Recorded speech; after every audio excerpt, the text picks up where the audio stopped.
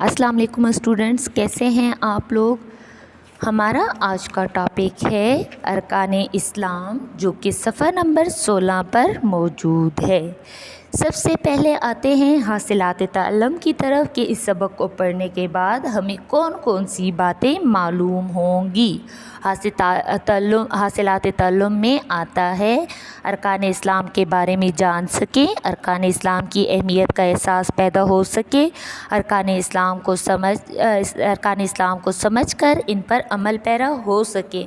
यानी इस सबक को पढ़ने के बाद हमें मालूम हो कि अरकान इस्लाम कहते किसे हैं, अरकान इस्लाम की अहमियत क्या है, अरकान इस्लाम को समझ के इन पे अमल करना क्यों ज़रूरी है। ठीक है, समझ आ गई अरकान इस्लाम जो है। तो अब आते हैं सबक के नाम की तरफ। अरकान इस्लाम, अरकान रुकन की जमा है और रुकन किसी चीज़ के उस लाजमी हिस्से को कहते हैं जिसके बगैर वो चीज़ मुकम्मल ना हो सके। जैसे कि हम एक कमरा बनाते हैं, ठीक है, कमरे बनाने के लिए सबसे पहले हम इसकी दीवारें बनाते हैं, फिर छत बनाते हैं। क्या अगर हम दीवारें ना बनाएं और सिर्फ छत बनाना चाहें तो क्या ये मुमकिन है कि बगैर दीवारों के छत जो है तो बन सके? नहीं ना। इसी तरह इस्लाम जो मज़हब है हमारा, उस वक्त तक मुकम्मल नहीं हो सकता जब तक हम अरकान इस्लाम को सच्चे दिल से ना मानें और उन पर अमल ना करें। अब आते हैं कि अरकान इस्लाम कौन से हैं। अरकान इस्लाम में शामिल है कलमा शहादत, नमाज, रोज़ा, ज़कात और हज। कौन से अरकान इस्लाम हैं? हमारे पास 5 अरकान इस्लाम हैं। कलमा शहादत, नमाज, रोज़ा, ज़कात और हज।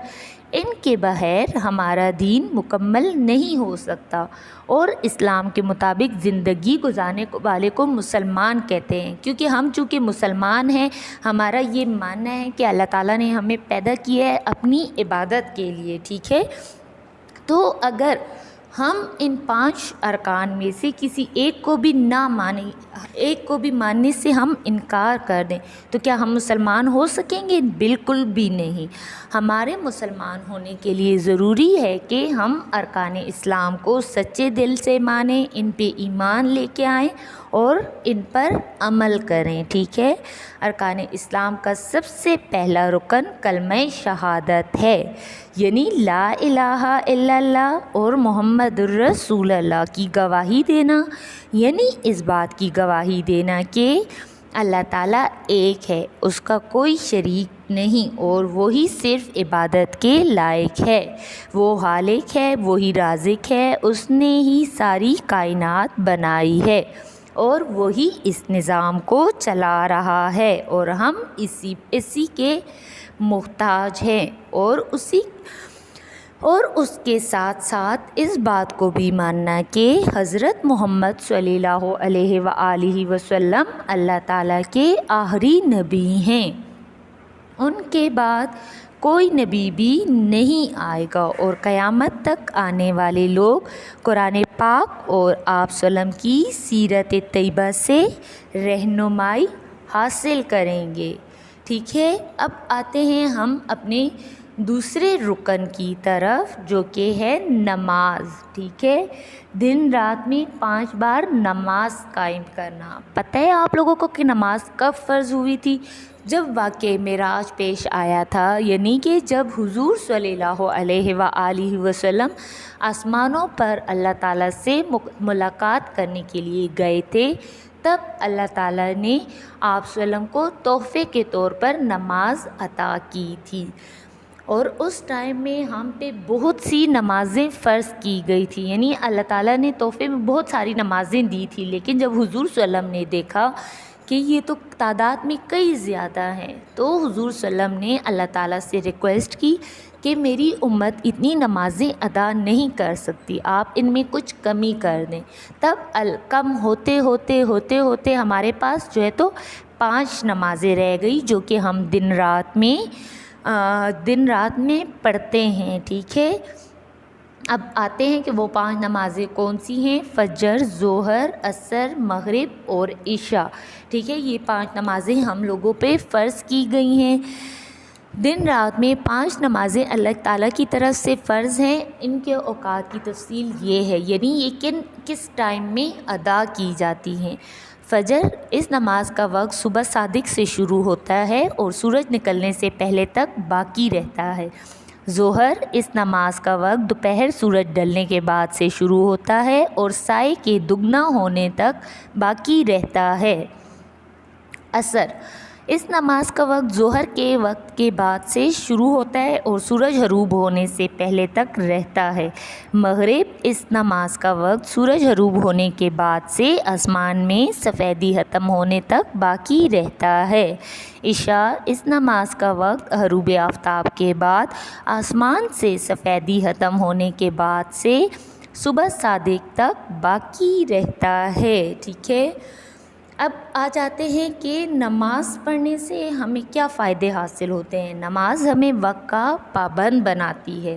نماز پڑھنے سے دل کو سکون ملتا ہے۔ نماز ہمیں برے کاموں سے روکتی ہے۔ ٹھیک ہے، نماز پڑھنے سے ہم اللہ تعالیٰ کے قریب ہو جاتے ہیں۔ جیسے کہ آپ لوگوں کو معلوم ہے کہ اللہ تعالیٰ نے ہمیں بے شمار نعمتیں دی ہیں۔ ٹھیک ہے، تو ان نعمتوں کا شکر ادا کرنے کا بھی کوئی نہ کوئی طریقہ ہونا چاہیے۔ تو ہم ان نعمتوں کا شکر ادا کیسے کرتے ہیں؟ ہم ان نعمتوں کا شکر ادا نماز پڑھ کے کر سکتے ہیں۔ ٹھیک ہے، نماز پڑھنے سے اللہ تعالیٰ ہم سے سارے برائیوں کو دور کر دیتے ہیں۔ ٹھیک ہے، اب آتے ہیں اپنے تیسرے رکن کی طرف، جو کہ ہے روزہ۔ رمضان المبارک میں پورے مہینے کے روزے رکھنا۔ ٹھیک ہے، ہم مسلمان ہیں، ہم پر رمضان کے مہینے میں روزے فرض کیے گئے ہیں۔ ہم سے پہلے جو امتیں تھیں، یعنی کہ حضرت محمد صلی اللہ علیہ وآلہ وسلم سے پہلے جو نبی آئے تھے، جو پیغمبر آئے تھے، وہ ان کی امتوں پہ بھی روزے فرض کیے گئے تھے، یعنی کچھ خاص دنوں میں روزہ رکھنا ان پر بھی فرض کیا گیا تھا، جیسے کہ ہم پر رمضان کے مہینے میں روزے رکھنا فرض کیا گیا ہے۔ ٹھیک ہے، رمضان کا مہینہ ختم ہونے کے بعد یکم شوال کو عید الفطر منائی جاتی ہے۔ رمضان کے مہینے میں 29 یا 30 روزے رکھنے کا اللہ تعالیٰ کی طرف سے مسلمانوں کے لیے انعام ہے۔ روزے رکھنے سے انسان کا تعلق اللہ تعالیٰ کے ساتھ قائم ہو جاتا ہے، جس کے شکرانے کے طور پر ہم عید مناتے ہیں۔ اب روزہ رکھنے سے کیا فائدہ حاصل ہوتا ہے؟ روزہ رکھنے سے یہ فائدہ حاصل ہوتا ہے کہ ہمیں دوسرے لوگوں کا احساس ہوتا ہے، جو غریب لوگ ہیں، جن کو دن میں کھانا جو ہے تو میسر نہیں ہوتا۔ ٹھیک ہے، ایک ٹائم کھانا ان کو ملتا ہے، تو ہمارے دلوں میں احساس پیدا ہوتا ہے۔ ٹھیک ہے، ان کی جو ہے تو ان لوگوں کے بارے میں ہمارے دل میں احساس پیدا ہوتا ہے۔ اس کے علاوہ روزے کے ساتھ ساتھ یہ تو نہیں کہ ہم بس بھوکے رہیں تو ہمارا روزہ ہو گیا سارا دن، بالکل بھی نہیں۔ روزے کے ساتھ ساتھ ہم پہ کچھ اور چیزیں بھی فرض کی گئی ہیں۔ فار ایگزامپل نماز، روزے کی حالت میں نماز ادا کرنا۔ روزے کی حالت میں جب ہمارا روزہ ہو، ہمیں چاہیے ہم جھوٹ نہ بولیں، ہمارے منہ سے کوئی ایسی بات نہ نکلے جو اللہ تعالیٰ کو پسند نہ ہو۔ ٹھیک ہے، ہماری زبان پہ ہر وقت یعنی روزے کی حالت میں ذکر الہی جاری رہے، یعنی کہ اللہ تعالیٰ کا ذکر جاری رہے ہماری زبانوں سے۔ تو اس سے کیا ہوگا؟ اس سے یہ ہوگا کہ ہم ہر وقت جب اللہ تعالیٰ کا ذکر کریں گے تو اللہ تعالیٰ بھی ہمیں شیطان سے دور رکھیں گے، برائیوں سے دور رکھیں گے۔ ٹھیک ہے، تو اس طرح سے ہمارے اعمال میں، ہماری نیکیوں میں اضافہ ہوتا جائے گا۔ اب آتے ہیں اپنے نیکسٹ رکن کی طرف، جو کہ ہے زکوٰۃ۔ ٹھیک ہے، یعنی ہر مالدار مسلمان کا سال میں ایک بار اپنے مال کی زکوٰۃ ادا کرنا۔ ٹھیک ہے، اب آتے ہیں یہاں ہمارے پاس جو ہے تو اسلام میں عبادت کی 2 بڑی قسمیں ہیں۔ کتنی بڑی قسمیں ہیں؟ 2 بڑی قسمیں ہیں، یعنی جسمانی عبادت اور مالی عبادت۔ ٹھیک ہے، زکوٰۃ جو ہے تو مالی عبادت ہے جو ہر صاحب حیثیت مسلمان پر فرض ہے۔ ٹھیک ہے، یعنی ہر وہ مسلمان جو کہ اتنی حیثیت رکھتا ہو کہ وہ اپنے مال میں سے، اپنی اشیاء میں سے دوسرے لوگوں کی مدد کر سکے۔ ٹھیک ہے، دوسرے لوگوں کی مدد کر سکے۔ ویسے جن کے پاس ایک خاص مقدار میں سونا چاندی روپیہ یا سامان تجارت ہو، یعنی اگر ہمارے پاس 7.5 تولے سونا یا 52.5 تولے چاندی یا اس کے جتنے پیسے موجود ہیں تو ہم پر زکوٰۃ جو ہے تو وہ فرض ہے، ٹھیک ہے، سمجھ آ گئی؟ یعنی ہمارے پاس اتنی مقدار میں پیسے موجود ہیں، زیور موجود ہیں، یا ہمارے پاس گندم اتنے پیسوں کی موجود ہے تو ہم پر زکوٰۃ جو ہے تو فرض ہو جاتی ہے۔ زکوٰۃ ہم کن کو ادا کرتے ہیں؟ ہم یتیموں کو، مسکینوں کو، غریبوں کو زکوٰۃ ادا کی جاتی ہے۔ اس سے کیا ہو جاتا ہے؟ اس سے یہ ہوتا ہے کہ زکوٰۃ سے غریب لوگوں کی مدد ہو جاتی ہے۔ اب آتے ہیں کہ زکوٰۃ ادا کرنے کے لیے کون سی شرائط کا ہونا ضروری ہے۔ زکوٰۃ صرف آزاد مسلمان پر فرض ہوتی ہے، غلام یا کافر پر نہیں۔ زکوٰۃ صرف عاقل پر فرض ہوتی ہے، پاگل دیوانے پر نہیں۔ زکوٰۃ صرف بالغ افراد پر فرض ہوتی ہے، بچوں پر نہیں۔ زکوٰۃ صرف صاحب نصاب پر فرض ہوتی ہے، غریب پر نہیں۔ یعنی وہ لوگ جو اس کی استطاعت رکھتے ہوں، حیثیت رکھتے ہوں زکوٰۃ ادا کرنے کی، انہیں چاہیے کہ وہ زکوٰۃ ادا کریں۔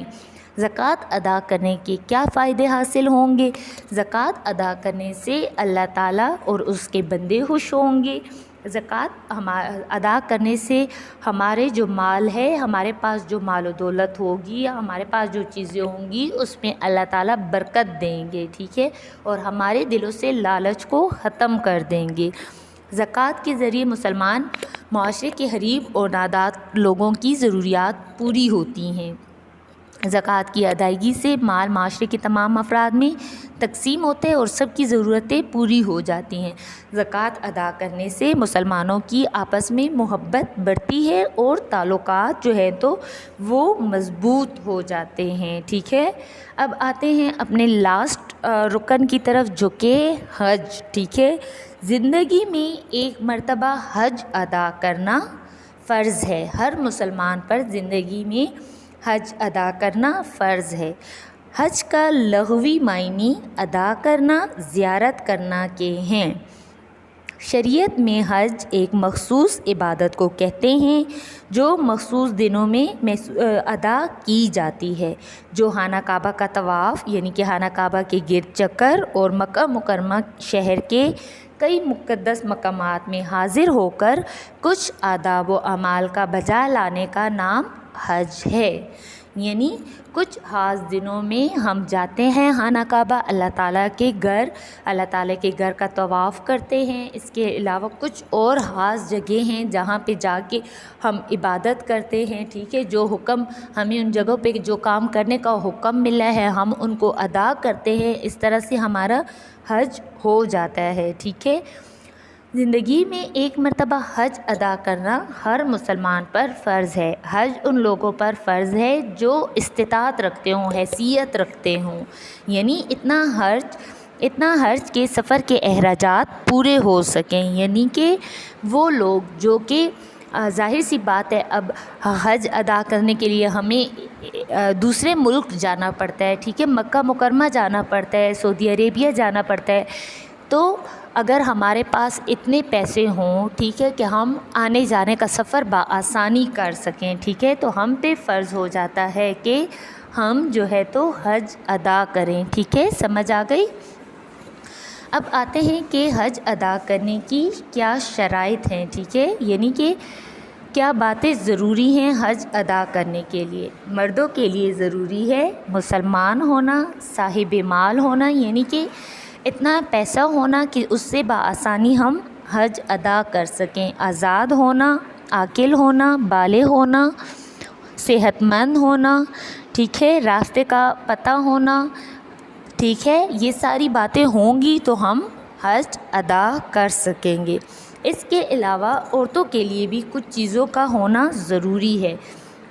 عورتیں صاحب مال ہوں، یعنی ان کے پاس بھی پیسے موجود ہوں جس سے وہ ایزیلی حج ادا کر سکیں، آزاد ہوں، عاقل ہوں، بالغ ہوں، مسلمان ہوں۔ اس کے ساتھ ساتھ محرم کا ساتھ ہونا ضروری ہے۔ محرم کون ہوتے ہیں؟ محرم وہ رشتے ہوتے ہیں جن سے ہمارا نکاح نہیں ہو سکتا، جیسے بھائی، بابا ابو ہو گئے، بھائی ہو گیا، شوہر ہو گیا، بانجا ہو گیا، بھتیجا ہو گیا، یہ ایسے رشتے ہیں جن سے ہمارا نکاح نہیں ہو سکتا، ٹھیک ہے؟ تو وہ رشتے جن سے ہمارا نکاح نہ ہو سکے وہ محرم رشتہ کہلاتا ہے۔ اور آپ کو پتہ ہے کہ عورت اکیلے سفر نہیں کر سکتی، یعنی اتنی دور اکیلے نہیں جا سکتی، اس لیے ضروری ہے کہ ان کے ساتھ ایک محرم کا ہونا بہت ضروری ہے۔ یہ 5 ارکان ہیں جن کو پورا کرنا ہر مسلمان کا فرض ہے، اور ان پر عمل کر کے ہم دنیا اور آخرت کو بہتر بنا سکتے ہیں، اور اس سے اللہ تعالیٰ کی خوشنودی حاصل کر سکتے ہیں۔ اللہ پاک ہمیں ارکان اسلام کو پورا کرنے کی توفیق عطا فرمائے، آمین۔